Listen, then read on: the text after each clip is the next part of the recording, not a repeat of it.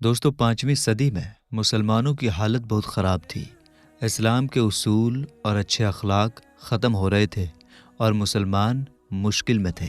لوگوں پر ظلم ہو رہا تھا اور بے حیائی پھیل رہی تھی۔ دین کے ادارے تباہ کیے جا رہے تھے اور قانون کی عزت نہیں تھی۔ اللہ نے ایسے وقت میں حضرت شیخ عبد القادر جیلانی رحمۃ اللہ علیہ کو بھیجا۔ انہوں نے اسلام کو دوبارہ زندہ کیا، لوگوں کو علم اور دین کی طرف بلایا اور برائی کا مقابلہ کیا۔ آپ نے لوگوں کو سنت رسول صلی اللہ تعالیٰ علیہ وسلم پر چلنے کی نصیحت دی اور دین کی حفاظت کی۔ آپ کو محی الدین یعنی دین کو زندہ کرنے والا کا لقب ملا۔ آپ رحمۃ اللہ علیہ کا مبارک نام عبد القادر، کنیت ابو محمد اور القابات محی الدین، محبوب سبحانی، غوث الثقلین، غوث الاعظم وغیرہ ہیں۔ آپ رحمۃ اللہ علیہ 470 ہجری میں بغداد کے پاس جیلان نام کی جگہ میں رمضان المبارک کے پہلے دن پیدا ہوئے۔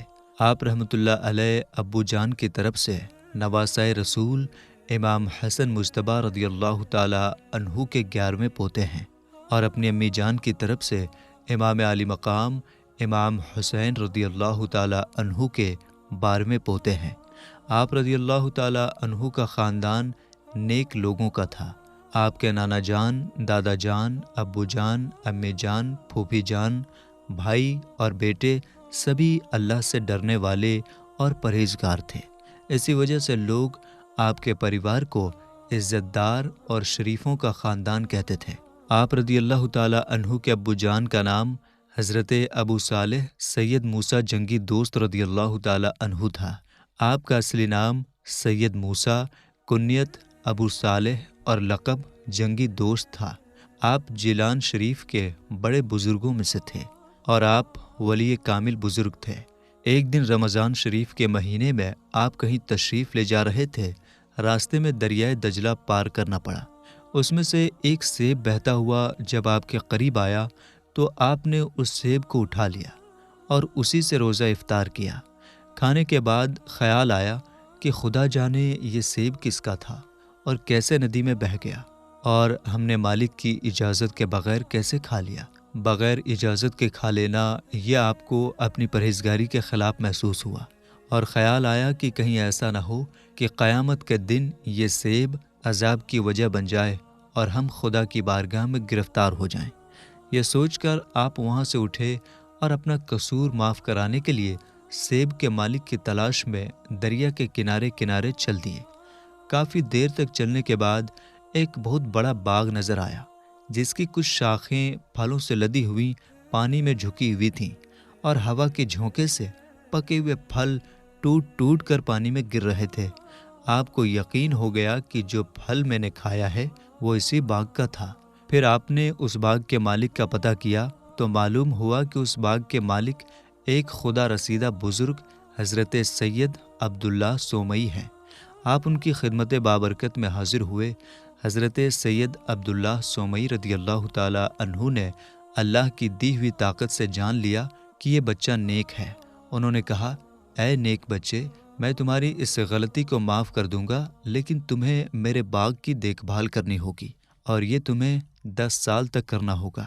حضرت ابو صالح موسیٰ رضی اللہ تعالیٰ عنہ نے حکم پاتے ہی باغ کی دیکھ بھال میں لگ گئے۔ جب 10 سال کا لمبا زمانہ گزر گیا تو ایک دن حضرت سید عبداللہ سومئی رضی اللہ تعالیٰ عنہ نے حضرت ابو صالح موسیٰ رضی اللہ تعالیٰ عنہ کو بلا کر فرمایا کہ ابھی ایک شرط اور باقی ہے، اسے بھی پورا کرنا ہوگا، پھر معافی ہوگی۔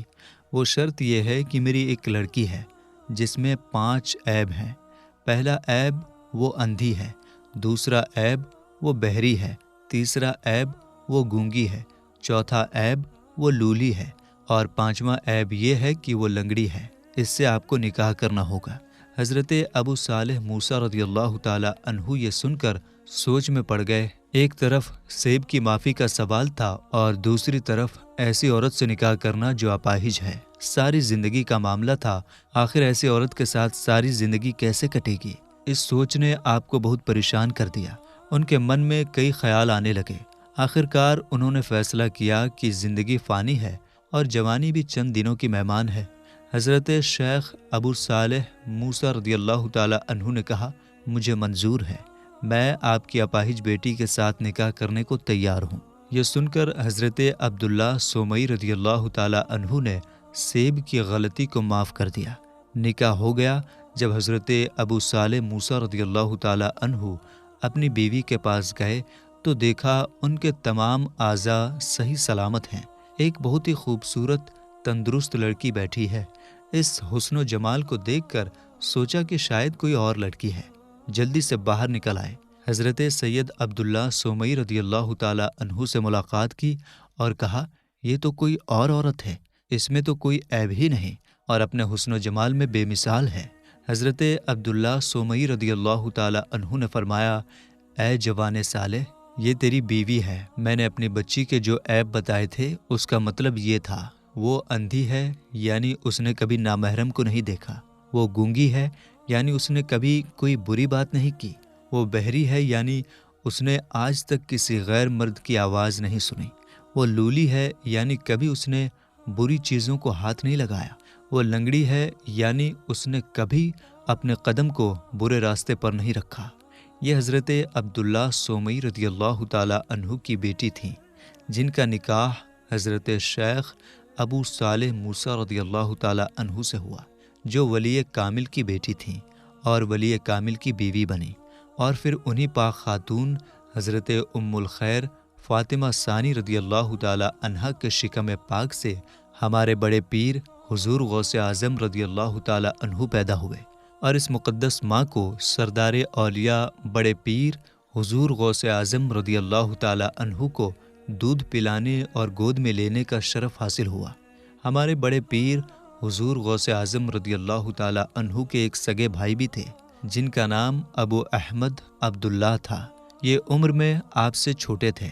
یہ اپنی والدہ محترمہ کی خدمت رحمت ہی میں رہے اور جیلان کے علماء سے علم حاصل کی۔ جوانی کے دنوں میں ہی ان کا اپنے وطن جیلان میں وصال ہو گیا۔ تمام بزرگوں کا اتفاق ہے کہ حضور غوث اعظم رضی اللہ تعالی عنہ پیدائشی ولی تھے۔ آپ کی ایک کرامت یہ تھی کہ آپ رمضان میں صبح سے لے کر شام تک یعنی فجر سے لے کر سورج کے ڈوبنے تک کبھی دودھ نہیں پیتے تھے۔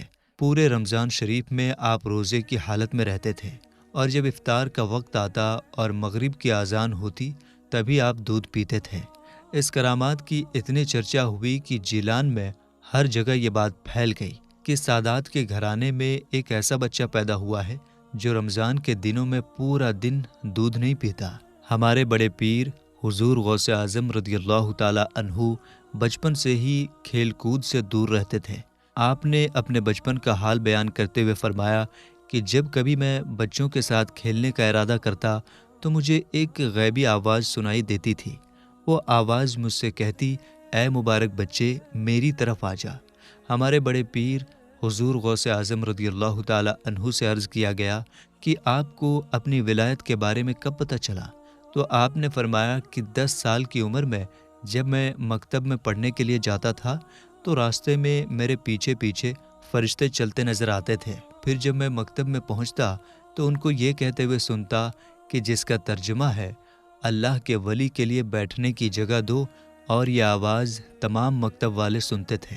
ہمارے بڑے پیر حضور غوث اعظم رضی اللہ تعالی عنہ اپنے بچپن کا ایک واقعہ بیان کرتے ہوئے فرماتے ہیں، ایک مرتبہ میں عرفہ یعنی 9 ذی الحجہ کے دن گاؤں گیا اور ایک بیل کے پیچھے پیچھے چلنے لگا۔ اچانک بیل میری طرف دیکھ کر بولا، اے عبد القادر، آپ کو اس قسم کے کاموں کے لیے نہ تو پیدا کیا گیا ہے اور نہ ہی اس کا حکم دیا گیا ہے۔ بیل کو بولتا دیکھ کر میں گھبرا گیا اور لوٹ کر گھر آ گیا۔ گھر کی چھت پر چڑھا تو مجھے میدان عرفات نظر آنے لگا، حالانکہ جیلان سے میدان عرفات بہت دور ہے۔ ہمارے بڑے پیر حضور غوث اعظم رضی اللہ تعالی عنہ 18 سال کی عمر تک جیلان کے مدرسوں میں علم حاصل کرتے رہے اور 7 سال کی عمر میں قرآن مجید حفظ کر لیا۔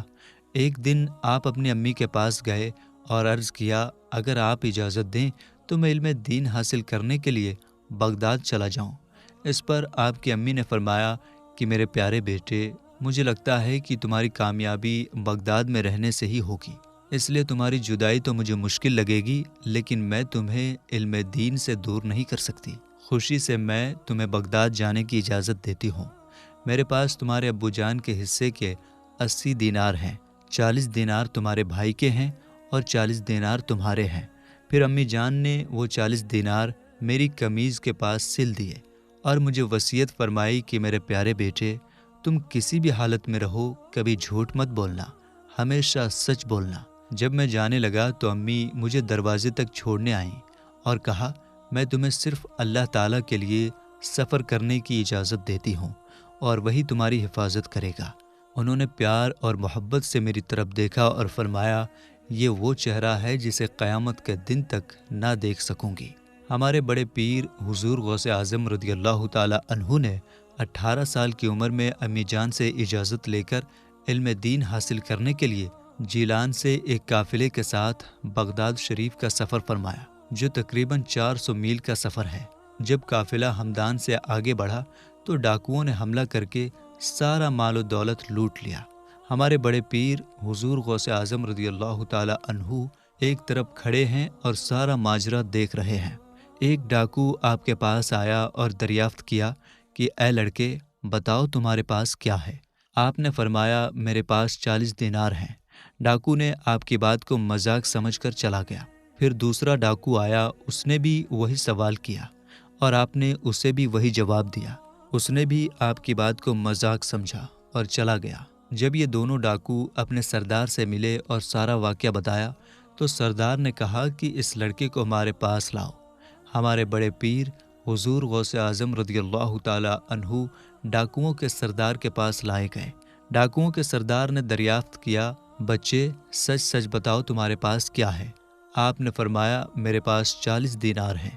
سردار نے پوچھا، کہاں ہیں؟ آپ نے فرمایا، میری قمیض کے بغل میں سلے ہوئے ہیں۔ سردار نے حکم دیا کہ قمیض میں سے جھولی پھاڑی جائے۔ آپ کی قمیض مبارک سے جھولی پھاڑی گئی تو اس میں سے 40 دینار نکل آئے۔ ڈاکو اور ان کا سردار آپ کی سچائی کو دیکھ کر حیران رہ گئے۔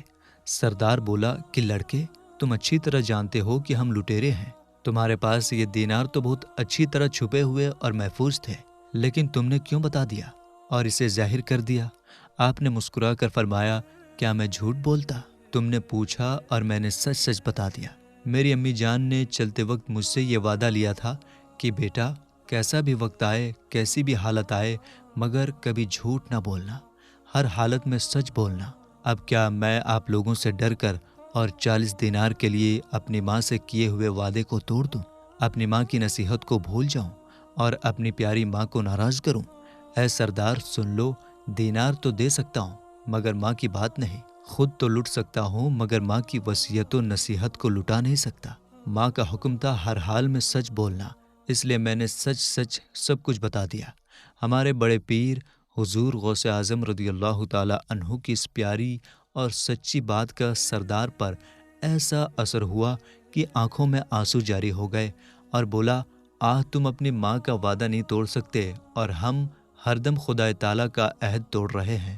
یہ کہتے ہوئے ڈاکوؤں کا سردار آپ کے قدم مبارک پر گر گیا، صدق دل سے توبہ کر لی۔ ڈاکوؤں نے اپنے سردار کو توبہ کرتے ہوئے دیکھا تو کہنے لگے کہ جب تم ڈکیتی میں ہمارے سردار تھے تو اب توبہ میں بھی تم ہمارے سردار ہو۔ تمام ڈاکوؤں نے توبہ کر کے قافلے والوں کا لوٹا ہوا مال واپس کر دیا اور اب عبادت و ریاضت میں مشغول ہو گئے اور اپنے دور کے بہترین نیک اور پرہیزگار بن گئے۔ ہمارے بڑے پیر حضور غوث اعظم رضی اللہ تعالیٰ عنہ فرمایا کرتے تھے، جس کا ترجمہ ہے، یعنی سب سے پہلے میرے ہاتھ پر توبہ کرنے والے وہی لوگ تھے۔ مدینۃ العلم بغداد شریف پہنچ کر وہاں کی مشہور و معروف درسگاہ جامعہ نظامیہ میں ایک طالب علم کے طور پر داخل ہوئے اور بڑے بڑے مشہور علماء کے حلقۂ درس میں شامل ہو کر تعلیمات مکمل فرمائی۔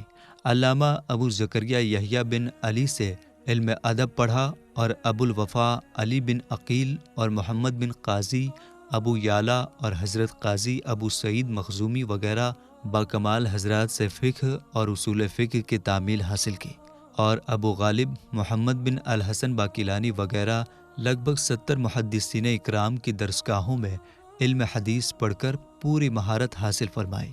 اس طرح تمام علوم عربیہ میں مکمل مہارت حاصل کر لیا۔ چنانچہ قصیدہ غوثیہ شریف میں آپ نے فرمایا کہ جس کا ترجمہ ہے، یعنی میں علم پڑھتا رہا یہاں تک کہ کتب ہو گیا، اور تمام مولاؤں کے مولا اللہ تعالیٰ کی طرف سے مجھے تمام سعادت کے خزانے مل گئے۔ ہمارے بڑے پیر حضور غوث اعظم رضی اللہ تعالیٰ عنہ کو طالب علم کے زمانے میں جن مصیبتوں اور تکلیفوں کا سامنا کرنا پڑا، اس سے یہ صاف ظاہر ہوتا ہے کہ بغداد شریف میں آپ کے پاس کوئی مددگار یا غمخوار یعنی دکھ بانٹنے والا نہیں تھا۔ آپ کی امی جان کبھی کبھی کچھ تھوڑے سے درہم و دینار بھیج دیا کرتی تھیں، اور اسی سے آپ کا کھانے پینے کا گزارا چلتا تھا۔ اس وقت آپ کو بہت زیادہ پریشانیوں کا سامنا کرنا پڑا۔ میرے آقا حضور غوث اعظم رضی اللہ تعالیٰ عنہ علم ظاہری اور باطینی سے فارغ ہونے کے بعد ریاضت و مجاہدہ میں مشغول ہو گئے اور بڑے بڑے مجاہدے کیے۔ سالوں تک مدائن اور ایوان قصرہ کے کھنڈروں میں چلے اور مراقبے کرتے رہے۔ کئی مہینوں تک صرف گری پڑی مباح چیزیں کھا لیتے اور پانی نہیں پیتے۔ کبھی تو صرف پانی پی کر مہینوں تک کچھ نہیں کھاتے۔ ویرانوں اور جنگلوں میں بھوکے پیاسے گشت کرتے رہتے، اور کبھی کبھی 40 دنوں تک بنا پانی اور کھانا کے عبادت و ریاضت میں مشغول رہتے، اپنی نفسانی خواہشوں سے جہاد فرماتے رہتے۔ حضرت احمد بن یحییٰ نقل کرتے ہیں کہ میں نے خود حضور غوث اعظم رضی اللہ تعالیٰ عنہ سے سنا کہ آپ نے یہ فرمایا کہ میں پھرتا رہا، اس وقت نہ میں لوگوں کو پہچانتا تھا اور نہ لوگ مجھے پہچانتے تھے، اور میں برابر 40 سال تک عشاء کے بعد سے صبح ہر روز بلا ناگاہ ایک ختم قرآن مجید کی تلاوت کرتا رہا، اور انہی ریاضت و مجاہدات کے دوران کچھ دنوں کے لیے حضور غوث اعظم رضی اللہ تعالیٰ عنہ پر جذب و سکر کی کیفیت بھی طاری ہو گئی تھی۔ چنانچہ کبھی کبھی آپ جنگلوں اور ویرانوں میں دوڑتے پھرتے، اور آپ کو یہ خبر نہیں ہوتی تھی کہ کہاں جا رہے ہیں۔ جب سہو ختم ہوتا اور ہوشیاری کی کیفیت نمودار ہوتی تو آپ اپنے آپ کو دور دراز مقام پر پاتے، اور کبھی کبھی تو آپ پر ایسی کیفیت طاری ہو جاتی تھی کہ بیابانوں اور ویرانوں میں زور زور سے چلا چلا کر ذکر کرتے اور نعرہ مارتے پھرتے تھے، یہاں تک کہ لوگ آپ کو دیوانہ سمجھنے لگتے تھے۔ حضرت شیخ عثمان سریفینی رضی اللہ تعالیٰ عنہ سے روایت ہے کہ حضور غوث اعظم رضی اللہ تعالیٰ عنہ جس زمانے میں عراق کے جنگلوں اور ویرانوں میں عبادت و ریاضت میں مشغول تھے، تو اکثر ایسا ہوتا کہ جنگلوں کی بھیانک اور اندھیری راتوں میں شیاطین ہتھیاروں سے لیس ہو کر خوفناک صورتیں بنا کر آپ کے پاس آتے اور ڈراتے، آپ پر آگ پھینکتے اور لڑا کرتے تھے، اور آپ غیب کی جانب سے یہ آواز سنتے تھے، اے عبد القادر، تم ان شیطانوں کے مقابلے کے لیے اٹھو، کیونکہ ہم نے تمہیں ثابت قدم رکھا ہے اور ہماری مدد تمہارے ساتھ ہے۔ میرے آقا حضور غوث اعظم رضی اللہ تعالیٰ عنہ کے بیٹے شیخ موسیٰ رضی اللہ تعالیٰ عنہ کا بیان ہے کہ آپ اپنے سفر کے دوران ایک مرتبہ آپ کسی ایسے جنگل میں چلے گئے جہاں پانی کا نام و نشان تک نہ تھا۔ کئی دن آپ پر پیاس کا سخت غلبہ ہوا، اور اچانک آپ کے سر مبارک پر بادل کا ٹکڑا آ گیا اور بارش ہونے لگی، جس سے آپ خوب سیراب ہو گئے۔ پھر اس بادل سے ایک روشنی ظاہر ہوئی جو حد نظر تک پھیل گئی، اور اس روشنی میں ایک صورت ظاہر ہوئی۔ اس نے پکار کر کہا، اے عبد القادر، میں تمہارا رب ہوں، میں نے تم پر تمام حرام چیزوں کو حلال کر دیا۔ یہ آواز سن کر میرے آقا حضور غوث اعظم رضی اللہ تعالیٰ عنہ نے اعوذ باللہ من الشیطان الرجیم پڑھا اور فرمایا، اے مردود، تو دور ہو جا۔ وہ روشنی غائب ہو گئی اور وہ صورت دھوئیں کی طرح ہو کر پھیل گئی۔ پھر اس سے آواز آئی، اے عبد القادر، آج تم اپنے علم کی بدولت میرے دھوکے سے بچ گئے، ورنہ اس کے پہلے اسی میدان میں 70 اولیاء طریقت کو میں گمراہ کر کے ان کی ولایت کو غارت و برباد کر چکا ہوں۔ میرے آقا حضور غوث اعظم رضی اللہ تعالیٰ عنہ نے فرمایا، اے شیطان، میرا علم بھلا کیا بچا سکتا ہے جب تیرا علم تجھ کو نہیں بچا سکا؟ اے شیطان مردود، خوب غور سے سن لے، میرے علم نے نہیں بلکہ میرے رب کے فضل و کرم نے مجھے تیرے شر سے بچا لیا۔ میرے آقا حضور غوث اعظم رضی اللہ تعالیٰ عنہ سے دریافت کیا گیا کہ حضور، آپ نے یہ کیسے پہچان لیا کہ یہ شیطان ہے؟ تو آپ نے فرمایا کہ اس گمراہ کن قول سے کہ تمام حرام چیزوں کو تیرے لیے حلال کر دیا گیا ہے، فوراً میں نے پہچان لیا کہ یہ شیطان ہی ہے، کیونکہ اللہ تعالیٰ کبھی ناپاک و حرام چیزوں کو کسی کے لیے حلال نہیں فرماتا۔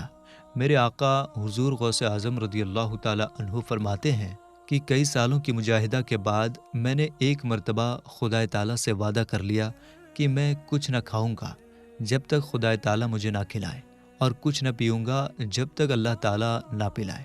پھر 40 دنوں تک بغیر کچھ کھائے پیے رہ گیا، یہاں تک کہ حضرت خواجہ شیخ ابو سعید مخزومی رضی اللہ تعالیٰ عنہ میرے پاس سے گزرے، پھر مجھے اپنے گھر بلایا اور اپنے دست کرم سے مجھے کھلایا پلایا اور فرمایا کہ عبد القادر، تم نہیں کھا پی رہے ہو، بلکہ میں خدا تعالیٰ کے حکم سے تمہیں کھلا پلا رہا ہوں، تمہارا عہد پورا ہو گیا۔ پھر حضرت شیخ ابو سعید مخزومی رضی اللہ تعالیٰ عنہ نے بیعت کیا اور اپنی خلافت سے سرفراز فرمایا۔ تو میرے دوستو، ہم یہ امید کرتے ہیں کہ آپ کا ایمان تازہ ہو گیا ہوگا۔ ویڈیو اگر آپ کو سمجھ میں آئی ہو تو آپ نیچے کمنٹ باکس میں ضرور بتائیے، ویڈیو کو لائک کیجیے اور اپنے قریبی دوستوں اور رشتہ داروں میں ضرور شیئر کیجیے۔ ملیں گے انشاءاللہ تعالیٰ ایک نئی ویڈیو کے ساتھ۔ السلام علیکم، اللہ حافظ۔